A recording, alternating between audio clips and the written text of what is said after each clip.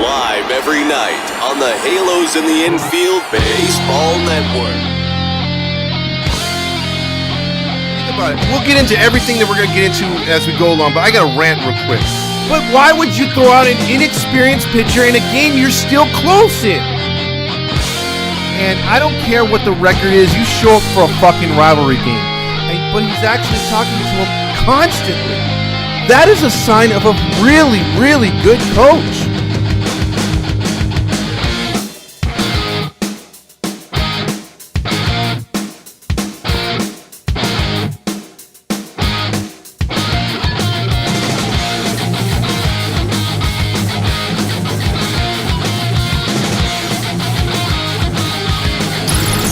It's the ToddFox Postgame Podcast with your host, ToddFox. Because the only thing I want to yell is, fuck!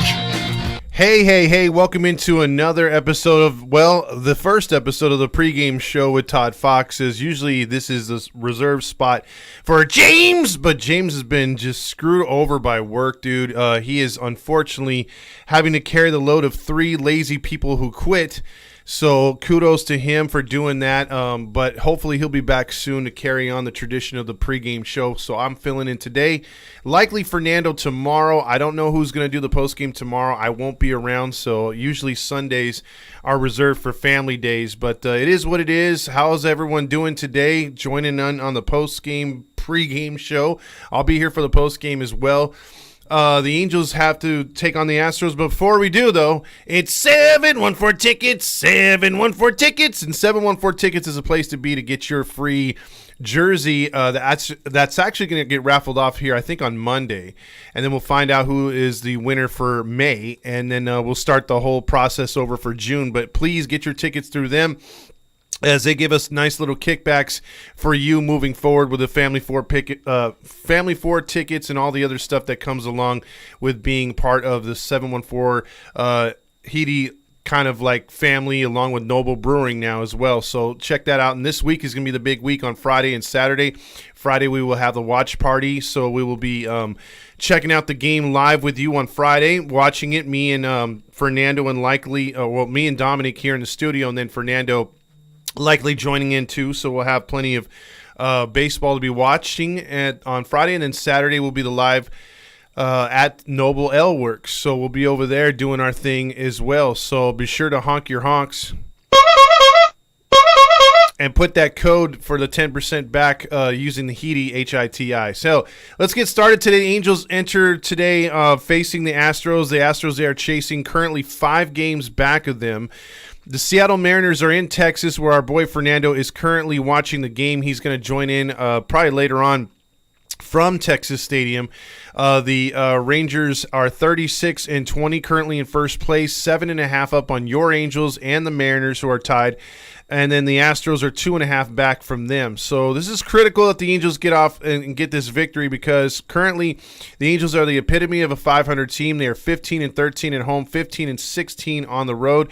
They are 4-6 in their last 10, while the Mariners are 6-4, the Astros are 6-4, and the Rangers are 7-3 in their last 10. Today's pitching matchup will be as follows. Patrick Sandoval will get the start. He is 3-4 with a 3.42 ERA with 36 strikeouts. He has been a bit of an enigma himself here, because he's either had bad starts or he's gotten no run support. So in 55 innings pitching, he's got 36 strikeouts. The strikeouts are down from last year. This will be his 11th start. So hopefully, in the last, he'll get it going here. In the last 3 games he's pitched, he took a loss in all 3. He was 3-1 to start the season. He pitched 7 2/3, took a loss in Ohio, where he allowed only 2 runs on 5 hits, 1 walk, and 5 strikeouts. Should be enough for a win, but no, not with that Angels erratic offense. And then you look at his start against Minnesota at home. He took a loss there. He went 4 2/3. He did not get a 5th inning start or a 5th inning out there, so he pitched to 3 runs on 5 hits. He had 4 walks. That was his problem, only 3 strikeouts. Like I said, his strikeouts have been down this year, which is very eye-raising in this one, or eyebrow-raising, because usually he's up there in around 7 to 9 strikeouts, something like that. He's pretty much more dominant, but he hasn't been of late. Then he got a loss against Miami, like most of us did. Most of the pitchers did. He took a loss there, 6 innings pitched. That was a game they lost 2-0 on Sunday that we were there. He allowed 2 runs on 8 hits, 2 walks, 2 strikeouts. So, again, he's dropped 3 straight decisions. Hopefully it's not a fourth, and he's going to be taking on the always difficult Javier. Now, we took on Farmer yesterday, and Farmer, he beat our ass yesterday as usual. In this one, you have Christian Javier has a record of 6-1 with a 2.97 ERA. His strikeouts are up from last year, 67 strikeouts in 63 innings pitched. He has a whip of 0.99. Let's see. Let's check out his last 3 starts. On the 16th of last month, he got a win against Chicago. 6 innings pitched, 1 run on 2 hits allowed, 5 strikeouts and 2 walks. So that's a really good quality start there. He backed that up in Milwaukee a week later and got another quality start. 6 innings pitched, got the W, 1 run on 4 hits, 1 walk, 5 strikeouts. Then he went to Oakland, which is a AAA farm system team, which we don't really count, but it counts in the standings. That's usually a bye. On the 28th of last month, he went 5 innings, only 5 innings. He got the win, a 1 run, 4 hits, 3 walks, 3 strikeouts. So, if you break him down, he's had the exact opposite starts of Sandoval in his last 3. Sandoval's dropped 3 in a row. This guy's won 3 in a row. Do the trends keep going the way they are? I don't know, but it doesn't look good. Look at what he's done the last 3 starts. 1 run, 1 run, 1 run. Again, Chicago Cubs aren't a murderous row. Neither is Milwaukee. Neither, and definitely not Oakland, but still, the most hits you've given up, or actually in the last 3 starts, he's only allowed 10 hits. One of our starters has allowed 10 hits or more, multiple times, like Tyler Anderson, guys like that have allowed over 10 hits in their starts. So this guy's only allowed 10 hits in his previous 3 starts. So he's on a roll. He's red hot right now. It's going to be tough for the Angels to get a W here in Houston. Unfortunately, Farmer was pushed back. The spot starter got a win in a game we should have won in game 1. So it's not looking good for your Halos right off the bat. Let's get into the starting lineups for today. First, for your home, for your home Houston Astros. We'll touch on the Astros first. Dubon from Honduras, 290. And I'm reminded by that because Steve Lease is from Honduras, so she's like, oh, Honduras player. Dubon, 290 average, 1 home run, 9 RBIs. He's followed up by the shortstop Pena, who is 8 home runs, 26 RBIs, 252 average.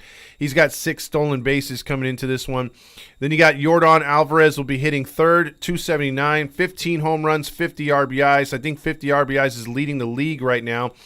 Bregman is third base and is annoying as hell, 248, 7 home runs, 32 RBIs. Abreu, a real big bust so far for the Houston Astros, 213, 1 home run, 22 RBIs, but knowing him like he had the other day, he'll have a big game against the Angels today. Then they throw McCormick out there, 233 average, 4 home runs, 14 RBIs. We have no Tucker today, so that's a good thing. That's because the lefty's in there, so they're going to try to go with a righty lineup. Then you got Jolks. Jolks through their lineup, 4 home runs, 18 RBIs, 6 stolen bases, 267 average. This is another one of those no-namer guys that comes through their system and does a really good job. And then you got Myers in center field, 241, 5 home runs, 18 RBIs, 1 stolen base. And then Martin Maldonado will come in there with a 1.97 average, 3 home runs, 8 RBIs. So, again, a guy like him will probably have like 4 hits today. I mean, that's what the Angels do today, and that's what we're looking at here moving forward. Now, for the Angels, the home Angels lineup or your hometown team, again, the experiment that has failed many times before, and if it's failed before, let's give it to our boy Philosophy to say yes. Let's go with it again. Shohei Ohtani will get the leadoff spot again. He's batting .262. The average continues to dip. He's got 15 home runs, only 38 RBIs. I say only 38 RBIs because he's captain solo lately. He's got 7 stolen bases, which leads the team, which is an atrocity in my mind. We should have at least 1 or 2 guys with double-digit stolen bases, but these guys don't like to run. Case in point, Mike Trout. His average has dipped to .269. He's got 13 home runs, 31 RBIs. He's your number 2 hitter. So, again, the 2 best players in baseball are batting 1 and 2. That is idiotic, stupid. And Mike Trout has 0 stolen bases. So, again, guys don't run. Brandon Drury's gotten a little hot lately, but he's only batting 254. He's got 10 home runs, 29 RBIs. He's your number 3. A guy who has sucked but has gotten a few more hits of late is your cleanup guy, which makes, again, no sense. So if it makes no sense to me and you, philosophy is loving it, because Taylor Ward is batting 4th at 241, 6 home runs, 22 RBIs, lone stolen base. When Matt Thaiss has more stolen bases than Mike Trout, that's pathetic, and that's who's batting 5th, Matt Thaiss. He's like, dude, I can run faster than you. Ha ha ha, yeah, surf's up, bro. He is your number 5 hitter. He's batting 283, 3 home runs, 13 RBIs. He's had a solid season so far. A guy who slipped off, again, is Hunter Renfroe, 256. He's been stuck on 10 home runs forever, 29 RBIs, 0 stolen bases. And then you got Jared Walsh, who's been sucking. He's been walking a little bit more, but he cannot hit the broadside of the barn right now. He's batting just 182 with 4 RBIs. Louis Renifo gets the start, batting 203, just over the Mendoza. 2 home runs, 16 RBIs, 4 stolen bases. And then you got Luis Soto getting the start today, also at the number 9 spot, 333. He's got no home runs, no RBIs. So for the Angels, if you look at it right here, your main problems why this team is not consistent, just look at the batting averages right here. Ohtani strikes out way too much. Trout strikes out way too much. Drury strikes out way too much. If they're not hitting into double plays, that is. Ward strikes out way too much in double plays. Renfroe, 256 strikeouts and double plays. Your 5 guys right there, you need at least 2 of those guys to be batting 300, at least, and you need the rest of the guys to be batting around 270. And that's why that they are not getting they're not scoring when they're getting on base. We're getting 7 to 10 hits a game. We're just not driving any of them in. The other teams are getting 4 to 6 hits and they're scoring 4 to 6 runs. And that's where the problem is. If the Angels can match their, can help their situation by getting runners home with scoring position, this team would have a lot more wins. But you keep dropping games like this, you're where you're at right now. 30 wins, 29 losses, 7.5 games out. The real reason for the American League to have such a big lead and have a lot of teams with wins this year is because the National League has played a lot of them. And right now the National League is not measuring up to the American League. So right now your teams in the American League East are feasting on the Central of the American League, and they're feasting on the Oakland A's, and they're also feasting on the National League. If you look at the National League's best team right now, it's the Dodgers. They are tied with the Arizona Diamondbacks at 35. Other teams, the second highest win total is 33. Most of the other ones are at 30 or below, which means in the American League you have a lot of teams, like the high is 40 with the Rays. You have 3 teams in that division with 31 wins or more. And then you have also the Twins, which suck at 31 and 27. But then in the American League West, you have 30 wins for the Angels, and Mariners are right there at about 30. You got 34 and 36. So basically, you have better teams in the American League right now, which makes it harder for a team like the Angels to be sputtering at 500 and have a playoff shot. Because right now, even in the playoff shot for a wild card, you're sitting 3.5 games back. So, again, there's going to be a lot of teams to battle as we move forward. But those are your lineups for today. Also, a couple more things I want to touch on if I could here. Do you agree with this lineup? The lineup is good, or do you think it's a shit show lineup? But right now, we'll touch into a couple things that are going on with scores. Tigers right now are scoreless with the White Sox. That's in the bottom of the 4th. Bottom of the 6th right now, Rays are up 4-2, but the Red Sox are threatening with 2 outs. Games that are later on today that are going to start at the same time the Angels game will start is the Cardinals at Pirates. Cardinals are trying to get back in the race. The Pirates are trying to hold on to some sort of relevancy right now. Rangers and will host the Mariners. That's where Fernando's at. Hopefully the Mariners can get a win to help the Angels in case they lose today or win. Phillies are at the Nationals at 105. The Angels, of course, are at Houston. And then the Rockies take on the Royals. The Royals are 17-40 hosting the Rockies. And the only time that the Rockies or the Royals get fans is if good teams come to town, and the Rockies aren't exactly a good team. The Blue Jays will be in New York. That's a good series right there. Blue Jays are 4 games over. The Mets are barely 2 games over. And then you got the worst team in baseball, the Oakland Athletics, 12-47. They go to Miami.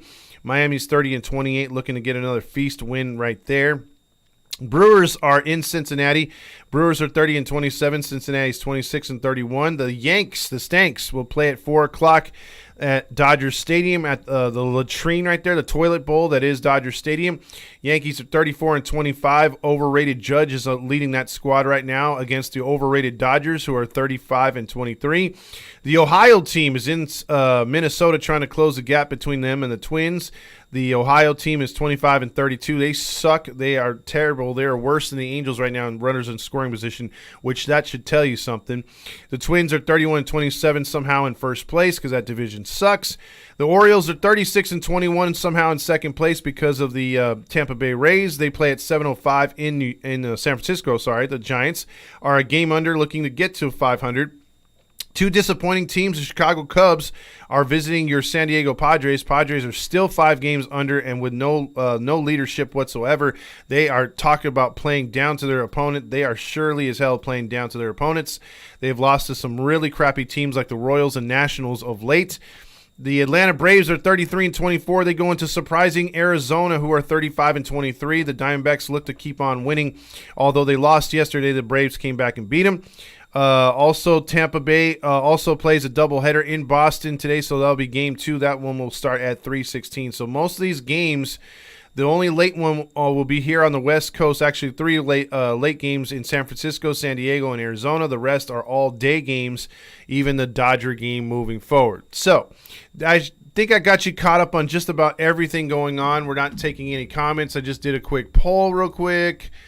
So far, it's 50-50 who's going to win today. There was only a few votes anyway. Not too many people getting on right now. So I encourage everyone to check out the Angels game. Again, a couple more things real quick before I get out of here. Just like I said earlier at the start of the show, check out the freaking our show on Friday. We will be here live on YouTube to check things out with the watch party. We'll be doing that live here from the studio, me and Dominique, and then Fernando will be jumping in to help us out with the telecast. Obviously, copyright infringements. We can't be showing the game live. We'll be watching it here from our screen. Just turn down your TV, listen to us if you want to. We will have all the stuff up on the screen as far as the stats, the live box score, and all that other junk, and then you'll see our ugly mugs on there too. And then we'll be going back and forth during the game, so you don't have to listen to Patrick O'Neill on Friday. Just talk about home runs all game long. And then on Saturday we'll be giving away sometime next week in the Cubs series a family 4-pack tickets for next Saturday's game against the Seattle Mariners. And then if you check us out right there against the Mariners, if you don't have tickets, I implore you to come over, have some barbecue. We'll be over at Noble L Works with all kinds of drink discounts for you and your friends to come over. We'll watch the Angel game together. We'll do a pregame show. We'll be doing a watch party and then also a postgame show. All in the same setting right there at Noble L Works. There's going to be games and giveaways right there too, so stay tuned for that. We'll have more details as the week rolls on, but keep that in mind. And then we have the big tailgate. If you have not bought your tickets, you have to call. You can't go on the app, but you have to call 714-TICKETS and ask for the Heedy special to get those tickets for the July 1st tailgate against the Arizona Diamondbacks, which is going to be a good team now. But that July 1st Saturday tailgate starts a little bit early, around 2 o'clock-ish. We'll have all unlimited tacos for you to eat and your family. We also have some helmet nachos for the kids. We'll have drinks. You have to bring your own beer. We're not responsible for that, obviously. And then we're going to give you some Thunder Sticks. We're going to give each and every person that's got a ticket for that game a shirt. For the game, Halos in the Infield, NWO style. And then obviously that's the game where they pass out the Ohtani stuff, so we'll end the tailgate early around like 5 or so, 5:20, so we can get into the stadium and all get our bobbleheads. And then obviously during the game there's gonna be some giveaways, I think. And then after the game over at Noble, we're gonna have a post-game show over there. You can come over for drink specials there too. So spend the entire day with us. Only cost you $55 a ticket. You're in section 237. 7, we're going to have the entire section to ourselves. So make that a note. If you're interested in that, get your tickets. You got only till June 25th to purchase those, because after June 25th, they turn them over to resell at regular price to the public. Because those tickets, again, it's a Saturday fireworks night. Those are way more expensive than usual. Then you got the bobblehead on top of it. It's a wanted ticket. So we got it for about $15 cheaper. They're going for about $80. So yeah, just keep that in mind for those two big events we got for the month of June and July, and then we'll have some more events going on after that. So, got you caught up on anything Angels and everything Angels. Check us out. Catch us on the post game. I'll be on about 5 to 10 minutes after the game usually. So you'll see my ugly mug on here, and we'll talk some baseball. We'll take phone calls. We'll take comments. All the stuff we normally do. As the Angels hopefully break the losing streak here, as we have lost now, 6 out of 8. So we got to stop that bleeding right now. So with that being said, everyone have a good rest of your day. Enjoy the game. We will catch you on the flip side. And most importantly, go Angels.